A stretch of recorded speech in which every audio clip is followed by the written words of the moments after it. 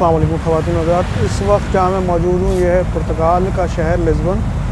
और आज मैं आपको बताऊँगा कि मेरा पहला दिन का एक्सपीरियंस पुर्तगाल में कैसा रहा। ओवरऑल एक्सपीरियंस मेरा बहुत अच्छा रहा और कुछ चीज़ें मैं बताना चाहूँगा आपको कि एक तो कंट्री बहुत अच्छा है, दूसरा लोग बहुत फ्रेंडली हैं, थर्ड ये है कि इमिग्रेशन प्रोसेस मुझे बहुत अच्छा लगा कि बहुत आसानी से यहाँ पे इमिग्रेशन हो जाती है। और ओवरऑल लोगों के हवाले से अगर बात करें तो बहुत ही पोलाइट हैं। और खाने पीने का अगर कहा जाए तो खाना पीना ये है कि ऑलमोस्ट हर कल्चर यहाँ मौजूद है और उसमें यह है कि हर किस्म के खाने आपको मिल जाते हैं और वैरायटी और क्वालिटी भी अच्छी है। यहाँ पे आपको थोड़ा सा ये गाइड करूँ कि यहाँ आना किस तरीके से पाकिस्तान से पुर्तगाल।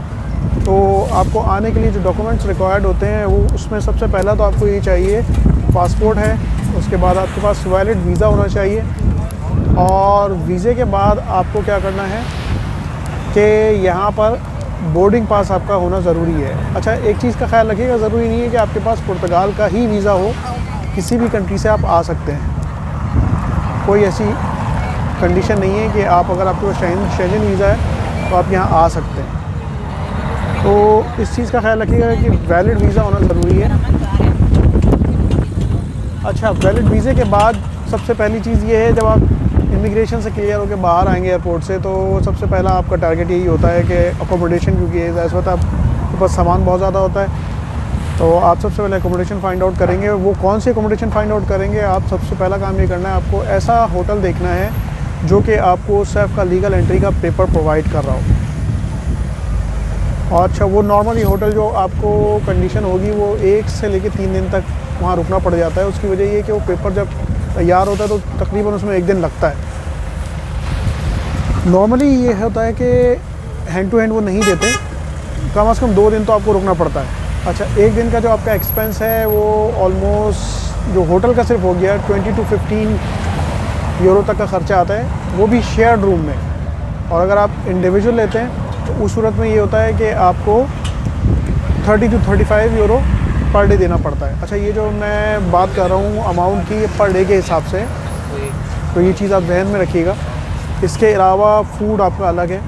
फ़ूड अगर आप लगाएं पर डे तो 15 to 20 यूरो फ़ूड का भी हो जाता है, लेकिन इनिशियली थोड़ा ये हार्ड होता है, लेकिन ऐसा आप 2-3 दिन गुजारते हैं तो आपको अंदाज़ा हो जाता है चीज़ों का और आप एडजस्टमेंट कर लेते हैं।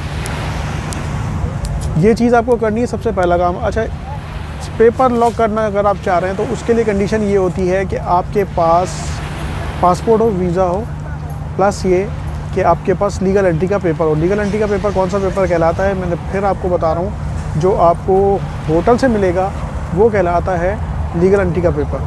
वो लाजमी होना चाहिए और बोर्डिंग पास होना चाहिए। अगर ये सारी चीज़ें हैं तो आपका पेपर वर्क कंप्लीट है, आप यहाँ पे फाइल लॉक कर सकते हैं आसानी से।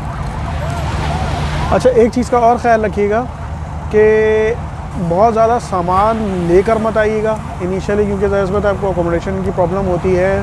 और कोशिश ये करें कि अगर यहाँ आने का फ़ाइनल हो चुका है तो अकोमोडेशन पहले से ही सर्च करके आएँ, वो आपके लिए आसान हो जाएगा। वरना आपको 1 हफ़्ता कम से कम जो नहीं है रुकना पड़ जाता किसी न किसी होटल में, क्योंकि फ़ौरन आपका अकोमोडेशन अवेलेबल नहीं होती ना।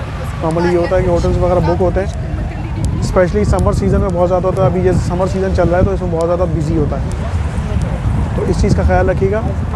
लेकिन एक चीज़ और है यहाँ पर कि टोटल जो मेरा एक्सपीरियंस रहा है फर्स्ट डे में, वो ज़्यादातर यहाँ पे बीचेस आपको नज़र आएंगे, हिस्टोरिकल प्लेसेस नज़र आएंगी।